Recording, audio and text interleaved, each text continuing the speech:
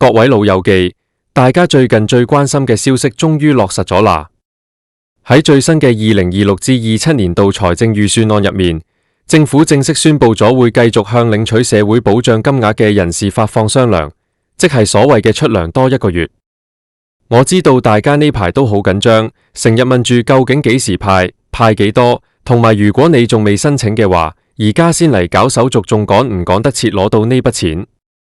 今日我就同大家詳細拆解晒成個2026年長生津、綜援、生果金加埋傷殘津貼嘅雙糧安排，入面有好多細節位，如果你搞錯咗或者漏咗個期，分分鐘會損失幾千蚊，所以大家一定要留心聽落去。首先我哋講下大家最關心嘅派幾多呢個問題。根據2026年度嘅安排，政府會向領取綜援、高齡津貼，即係生果金、長者生活津貼、長生津以及傷殘津貼嘅合資格人士，發放相當於1個月津貼金額嘅額外津貼。咁具體係幾多錢呢？我哋先睇下長者生活津貼。現時2026年嘅長生津已經全面合併咗，唔再分高額或者普通額。如果你係合資格嘅老友記，每個月攞緊嘅係4000幾蚊，咁今次雙糧你就會額外收到多1個月嘅錢。舉個例，如果你而家每個月收緊4195蚊，咁到派發嗰個月，你個戶口就會一次過收到8390蚊。呢筆錢對於好多老友記嚟講，真係一場及時雨，可以用嚟交下租、睇下醫生，或者買啲營養品補下身體。再嚟就係生果金，即係高齡津貼。大家都知生果金係俾70歲或以上嘅長者，呢份係一份敬老嘅心意。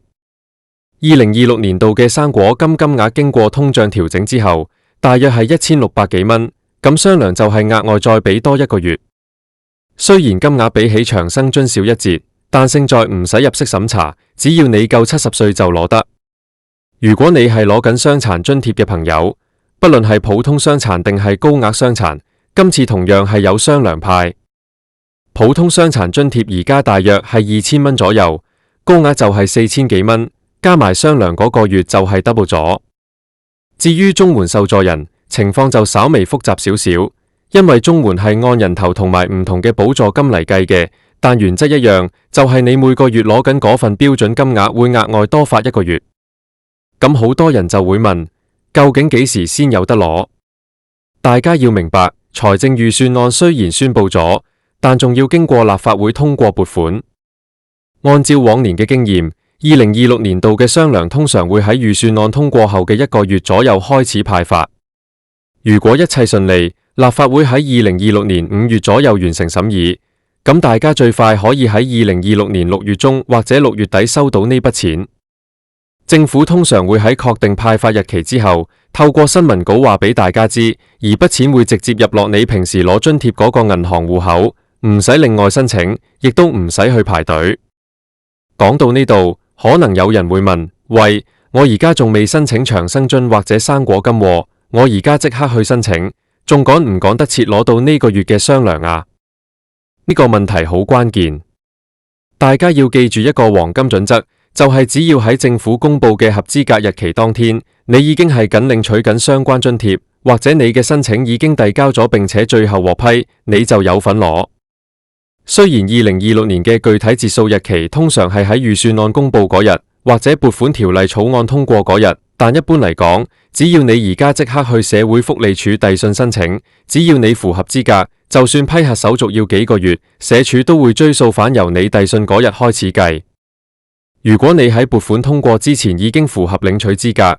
咁呢1個月嘅雙糧你係有機會攞得返嘅。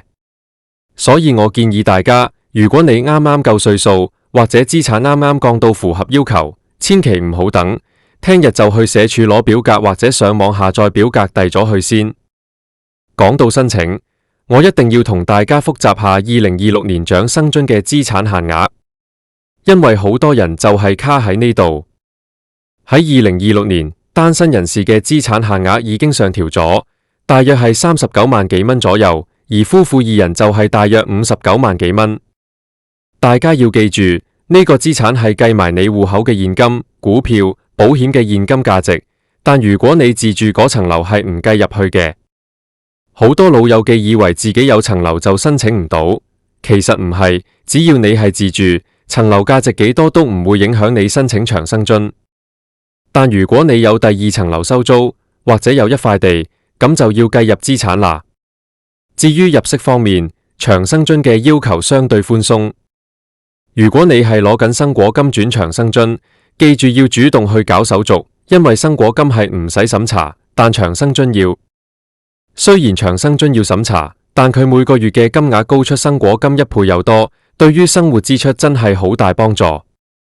2026年嘅入息限額，單身人士大約係每個月1萬蚊左右，夫婦就係16000幾。呢度講嘅入息包括工作人工、退休金、租金收入等等。但係仔女俾你嘅家用係唔計入息嘅，呢一點非常重要。好多老友記怕連累仔女，其實你攞長生津同仔女俾唔俾錢你係冇衝突嘅，只要你自己戶口入面嘅錢唔超標就得。我再同大家講下一啲2026年申請嘅小技巧同埋注意事項。首先，如果你係由綜援轉去領取長生津，或者由長生津轉去綜援，呢個過程中間一定要銜接得好。有啲人想攞雙糧，就喺度諗緊邊份多啲。其實你唔使專登轉嚟轉去，因為政府出雙糧嘅原則係唔會領取雙重利益，即係話你喺嗰段時間入面只可以領取其中一種津貼嘅雙糧。另外，大家一定要留意離港限制。喺2026年，雖然政府已經放寬咗好多，但如果你一年入面離開香港超過305日，你嗰年嘅津貼就會被取消。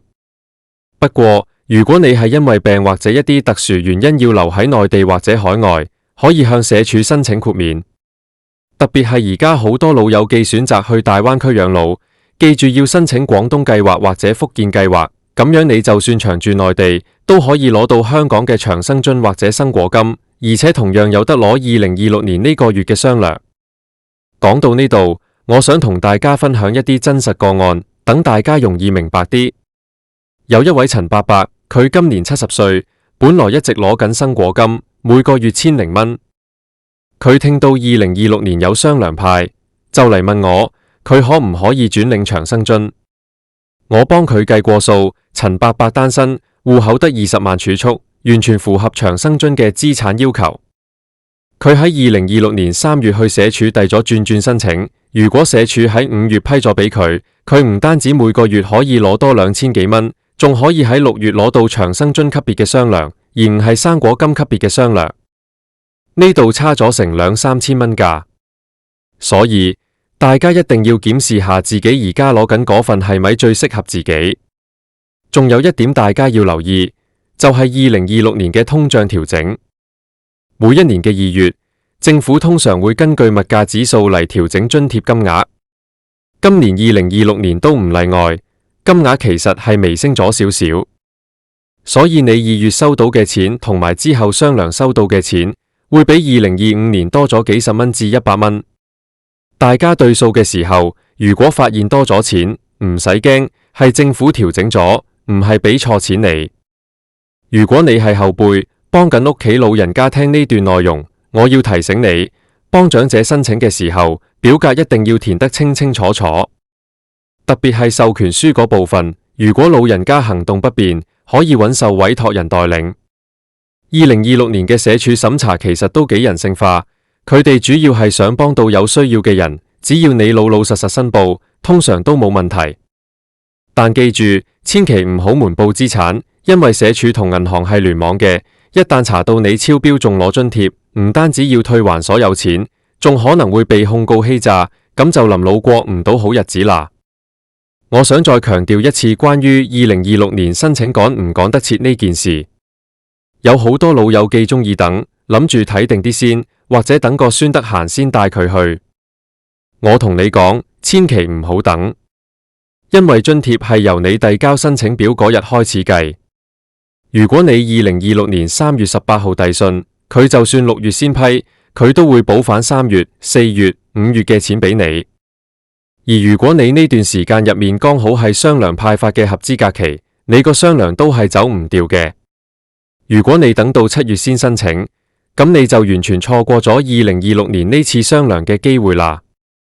關於領取方式，我再囉嗦兩句。2026年，絕大部分老友記都係用銀行轉賬。如果係領取綜援嘅朋友，雙糧會同你每個月嘅綜援金分開兩條數入落戶口。你會喺存摺或者提款機睇到兩筆記錄，一筆係平時嗰份，另一筆就會標注住係 extra allowance 或者相關嘅字眼。大家記得去打簿睇清楚。如果你係攞緊傷殘津貼嘅，2026年嘅安排係一樣嘅，只要你嘅傷殘證明文件仲係有效期內，你就唔使擔心，錢會準時到。仲有老友記問我，如果佢而家喺內地住緊，攞緊廣東計劃嘅長生津，佢使唔使返嚟香港領錢？答案係唔使嘅。2026年嘅廣東計劃已經做得好成熟，錢會直接入落你指定嘅香港銀行戶口，或者透過一啲跨境支付安排。至於雙糧，亦都會同步發放。所以喺內地養老嘅老友記，記住留意住你個戶口動向就得啦。講到呢度，大家可能覺得資訊好多，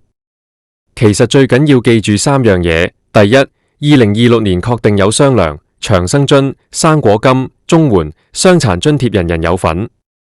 第二，派發時間大約係2026年年中，即係6月左右。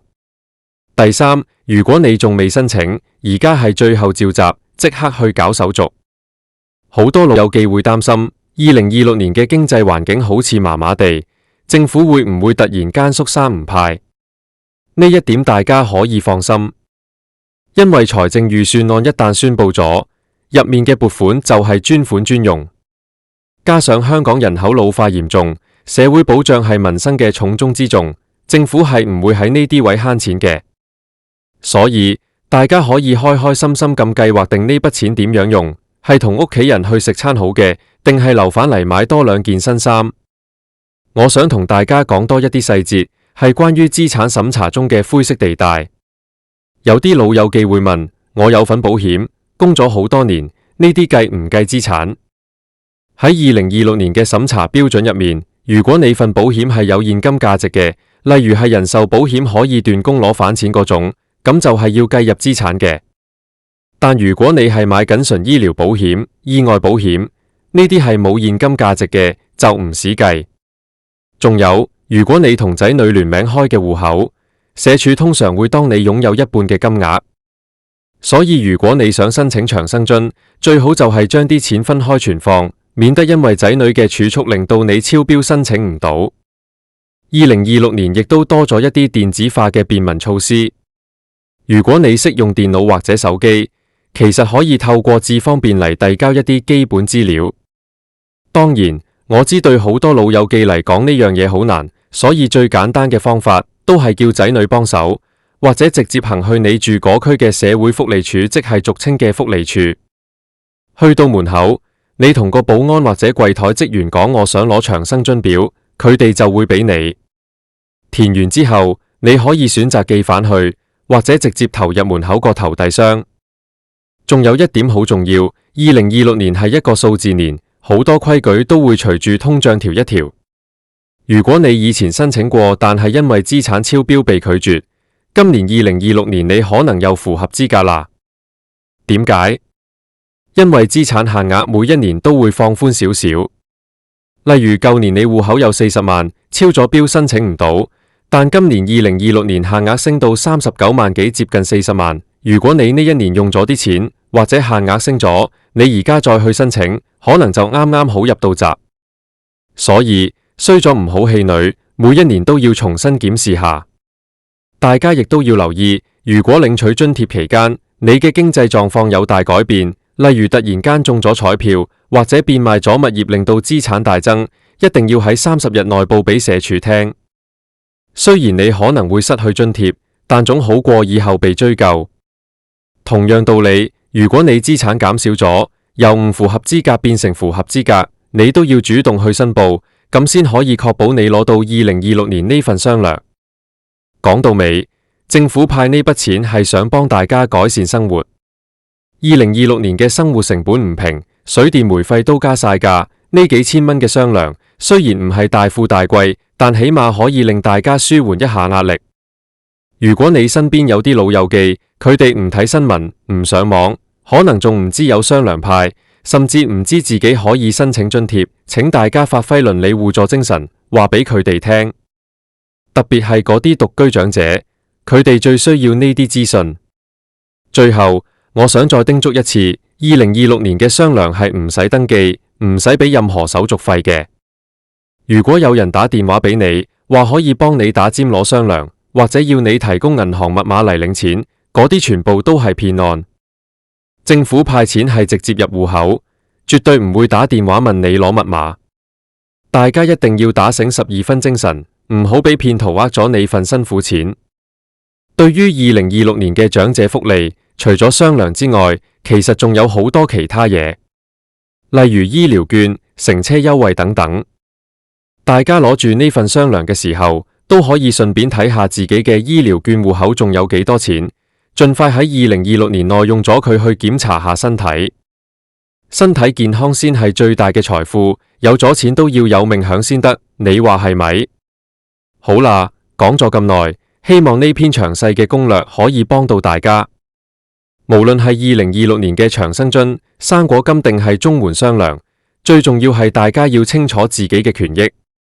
如果你聽完之後仲有啲咩位唔明，或者唔確定自己個 case 得唔得，最穩陣嘅做法就係打電話去社署嘅熱線23432255查詢。雖然條線有時幾難打通，但佢哋嘅回覆係最權威嘅。